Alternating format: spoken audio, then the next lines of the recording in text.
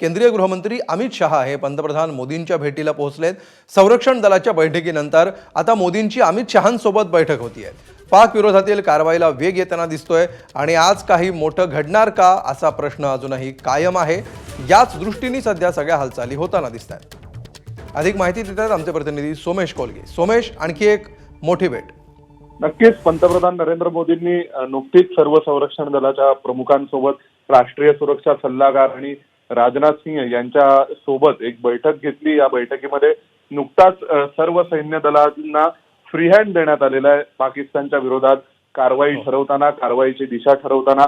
आणि लगेचच गृहमंत्री अमित शहा हे देखील पंतप्रधान नरेंद्र मोदींच्या निवासस्थानी पोहोचल्याचं कळतंय। आता अमित शहा, राजनाथ सिंह आणि पंतप्रधान नरेंद्र मोदी या तिघांमध्ये बैठक सुरू असल्याचंही कळतंय। या बैठकीमध्ये निश्चितच या संपूर्ण ऑपरेशन बाबत आणि भविष्यातील एकूण कारवाईची दिशा ठरवण्याच्या अनुषंगाने चर्चा होऊ शकते।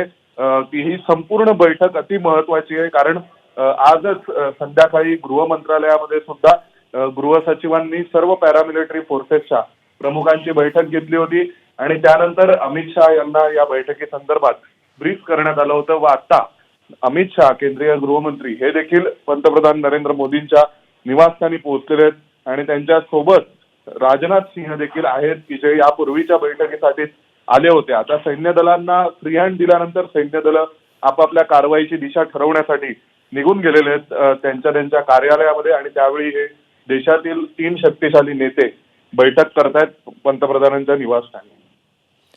नक्की, धन्यवाद सोमेश या सविस्तर माहितीबद्दल। एबीपी माझा, उघडा डोळे बघा नीट।